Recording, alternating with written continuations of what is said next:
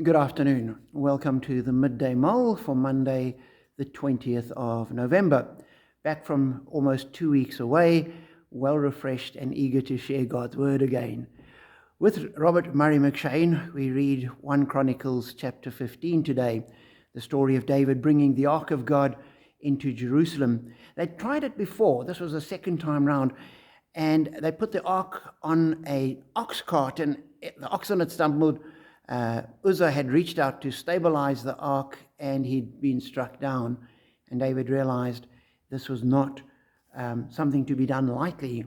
And now with the second round, he approaches the Levites, and he says to them in verse 12, you are the heads of the Levitical families. You and your fellow Levites are to consecrate yourselves and bring up the ark of the Lord of God of Israel to the place I've prepared for it. It was because you, the Levites, did not bring it up the first time that the Lord our God broke out in anger against us. We did not inquire of him about how to do it in the prescribed way. And so they consecrated themselves, and we're told the Levites carried the ark of God with the poles on their shoulders, as Moses had commanded, in accordance with the word of the Lord. And this time things went well. And they took the ark into Jerusalem because they did it the way God said it should be done. And as I read that, I thought, it wasn't that David had done it the first time round with any kind of evil intention. He hadn't taken shortcuts. He'd actually gone an extra length of getting the oxen and the cart and everything. He'd done it with the best intentions in the world, but he'd done it in the wrong way. And as I thought about that, I thought, there are times in life where people say, it doesn't matter what you do as long as you do it with the right intention. Sometimes that might be true, but with God, not necessarily. Now, certainly doing things with a right intention or a good intention is better than doing them with an evil intention, but the intention doesn't actually cover it.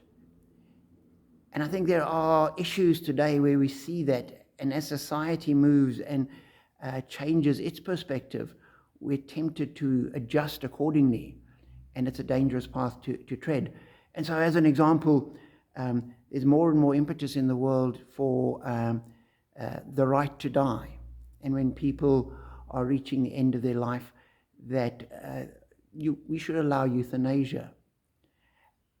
And I don't think there's anybody doing it with bad intention.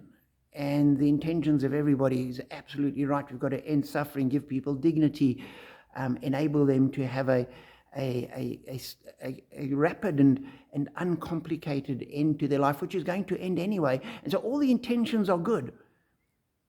But God does say you are not to commit murder. And to try and keep those two in balance is, I think, going to be very, very tricky. And we might end up doing a David and putting an ox cart into the picture, and we will find the judgment of God. Because we are called to do things the way God tells us to do them, not the way that we think is good and sensible and well-meaning. And so be encouraged to walk with God and to let God's word and God's standards shape your life, because that is the surest way to fullness of blessing and eternity of joy.